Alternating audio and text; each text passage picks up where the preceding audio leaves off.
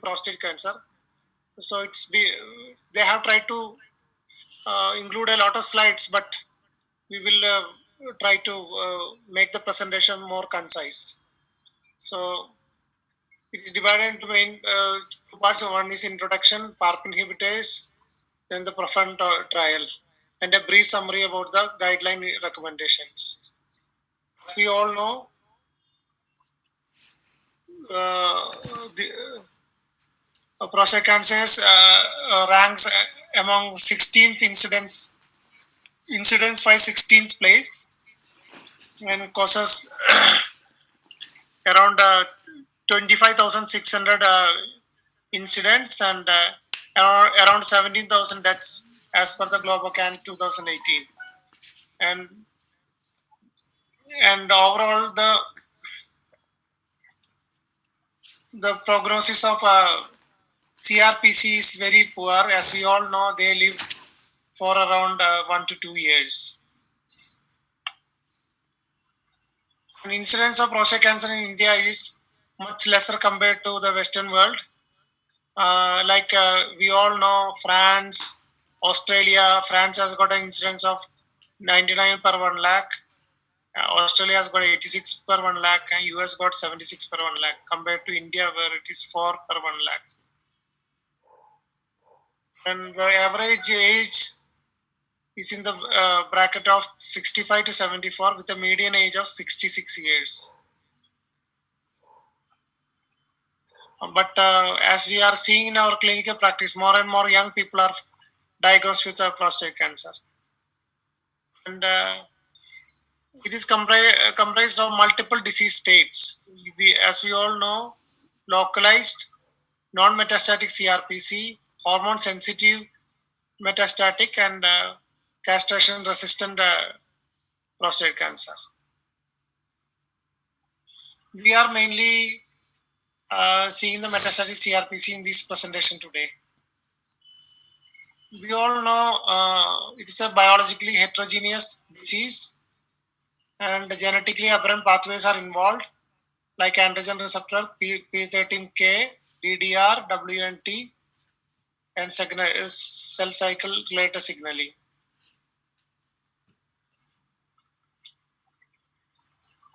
And 23% of the mutations are identified in DNA repair pathways. And DNA repair pathways are mainly involved with the PARP inhibitors. And mutation in the DNA repair pathways can lead to genetic instability, and they hence drive the tumor growth. HRR, including ATM, BRCA1 and 2, PALB2, CHEK1 and 2, RAD51, are the genes involved in HRR pathway, and it is a key mechanism for the repair of DNA double-stranded breaks. And which are the DNA repair gene aberrations? BRCA2 comprises around 8.6% of the patients, germline. BRCA2 somatic 7.7.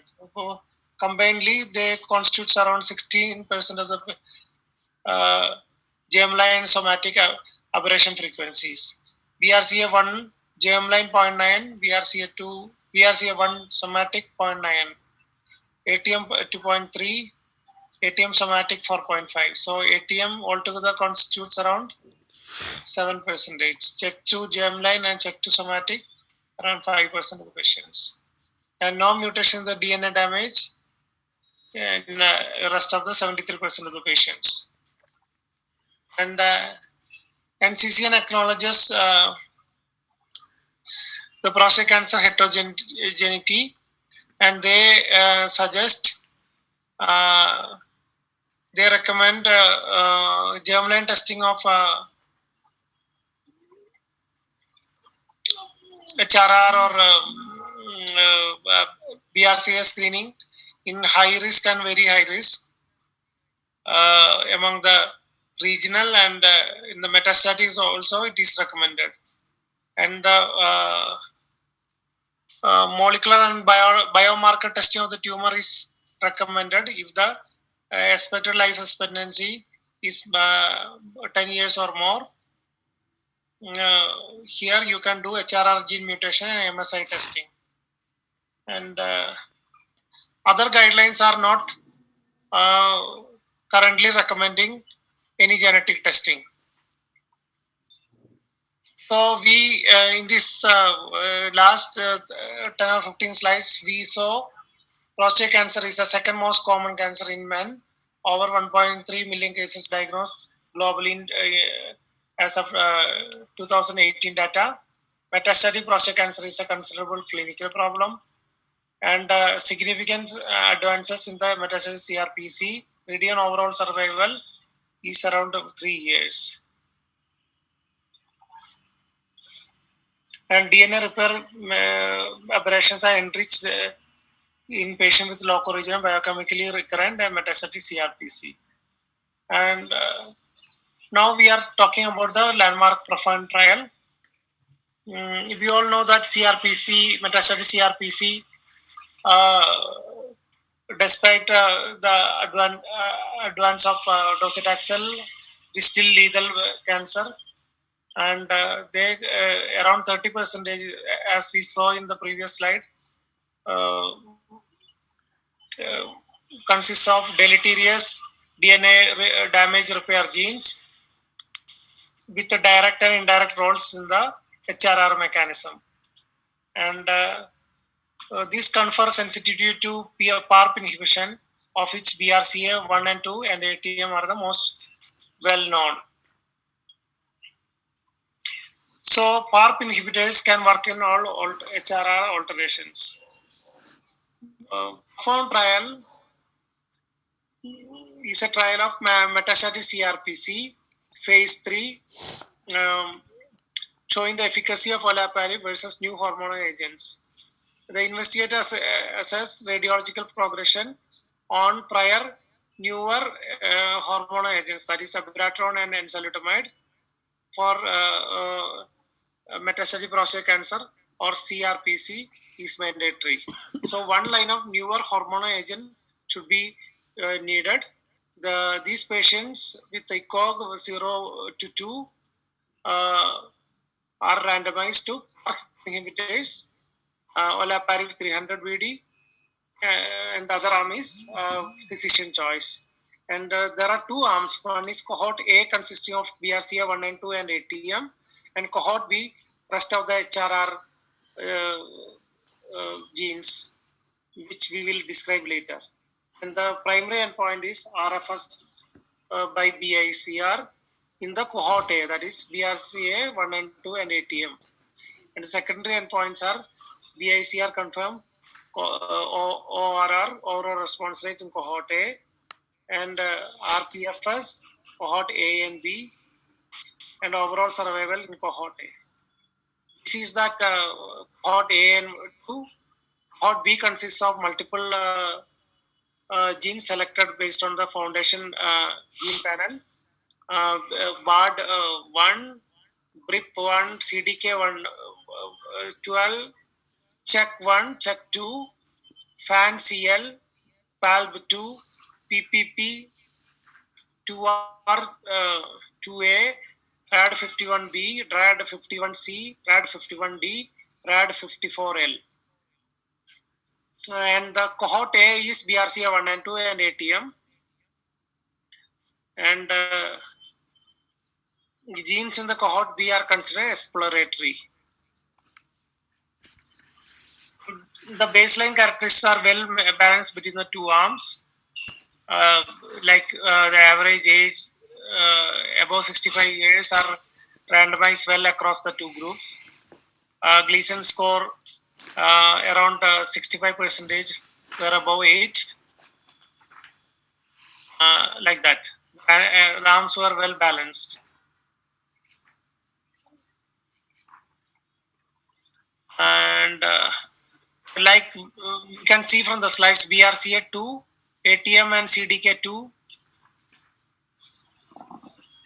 are most prevalent genes of qualifying gene alteration in the randomized clinical in the randomized patients. BRCA1 constitutes around 6.2, BRCA2 56.2, ATM 39.5. And it has met its primary endpoint, which is the RPFS, radiological PFS in the BICR. That means blinded independent control review in patients with BRCA1, BRCA2, and ATM versus the physician choice. At 6 months PFS, 59.76 versus 22.63, and 12 months PFS is 28.11 versus 9.4. And median PFS is 7.39 in the olaparib versus 3.55 in the physician choice. And there is a median difference of 3.84 months, and the hazard ratio is 0.34, and the p-value is highly significant. And the benefit is seen across the subgroups. So those subgroup comparison is not, the study is not powered to demonstrate the difference in the subgroup. You can see that prior taxanes, no prior taxanes, HR is 0.55, previous taxane it is 0.28. And as we can see that both visceral and bone-only metastasis, they are all responding equally well. And ECOG 1 and 2 are also hazard ratio is 0.25 and 0.25 respectively.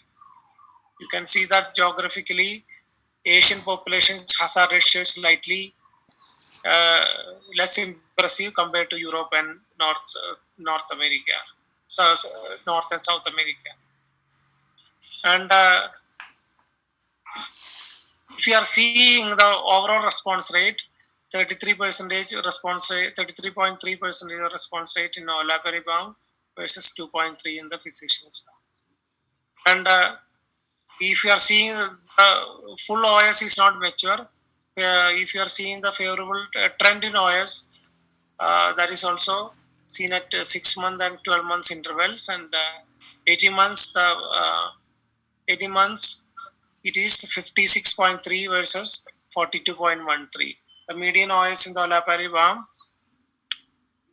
18.5, and the physician choice is 15.11. Hazard ratio is 0.64. If you are seeing in the cohort A plus B, that is a secondary endpoint.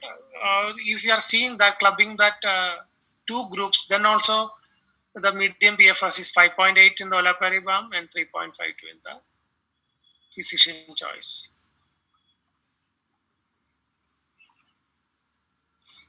And if you are seeing the PFS in the cohort A and B, also it is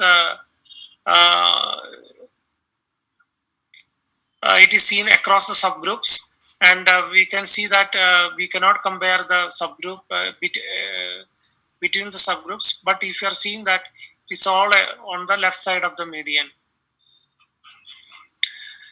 And response rate of A plus B, like in the previous slides, is also highly impressive, 21.7 months in the olaparib and 4.5 in the physician's choice. So if you are seeing the A plus B OS also, the median OS is 17.51 versus physician choice of 14.26 in the comparative arm. So clubbing together the PFS in the cohort A, progression or death is seen only in 58.6 in the olaparib arm. In the cohort B, it is 72.3, and in the cohort A plus B, that is also here cohort A and A plus B both are impressive. And investigator assessed PFS is 9.79 in the cohort A, and in the cohort A plus B is 7.52. So if you are seeing that the gene by gene median PFS, though you cannot compare like that, the study is not empowered to show such a difference, but you can see that BRCA2 is highly impressive, followed by RAD51, CDK12, ATM and all. But like I mentioned, gene level analysis is complex and exploratory. Comparison may be confounded by small sample size, lack of stratification at the gene level, and limited knowledge. And what about the median duration of treatment? It's almost double that of the physician choice. And adverse effects, grade 3 and more, are seen in 50.8 months and 37.7 months in the physician arm. Interruption due to adverse effects, 44.9 months in the olaparib arm and physician choice 18.5. Dose reduction, 22.3 in olaparib, and discontinuation due to adverse effects, 18% in the olaparib arm and 8.5 in the physician choice arm. And here you can see that since the more number of patients have more the period of patients taking olaparib, they receive twice as long as the control arm. So more the duration, more the side effects. But you can see that the grade 3, like you can see grade 3, the darker shade is very less. Of any grade 3 adverse effects were around 50%. Anemia is around 21.5, and fatigue is around 2.7, and vomiting 2.3, and dyspnea around 2.3. So among the grade 3 side effects, anemia is the most troublesome, constituting around 21.5%. And here we will summarize the side effects. Hematological toxicity is a recognized complication in other indications also. 21.5% of the patients experienced grade 3 and above anemia, and 3.9% grade 3 neutropenia, and 3.5% grade 3 thrombocytopenia. And MDS and AML, since they are DNA involving agents, repair involving agents, is seen only in less than 1.5%. And no patients were in profound study. It is not seen at all. Here 1.5% is across the other studies. Pneumonitis is seen in less than 1%, and equal number of patients were seen in the control arm also. So to summarize, PROFOUND is the first positive biomarker selected phase 3 study showing targeted therapy in hormone responses and metastatic CRPC, and olaparib is the only PARP inhibitor to improve OS. And it met all the endpoints, the radiological PFS, overall response rate, TTPP, and despite more than 80% of the crossover, and the favorable trend in the OS in the BRCA1 and 2 and or ATM and cohort A plus B population are maintained. And it is well tolerated, and safety profile is consistent with the olaparib studies in the other cancers. So to summarize, we will not go into the testing methodologies because of the lack of time. So we will do the NCCN recommendation, which are I'll show the NCCN recommendation and summarize our presentation today.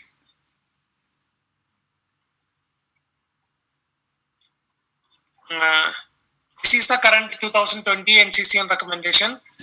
And regional prostate cancers, any T-N1 disease, consider testing for HRR mutations and MSI and mismatch repair deficiency. Metastatic HRR mutation and tumor testing for MSI and DMMR are recommended.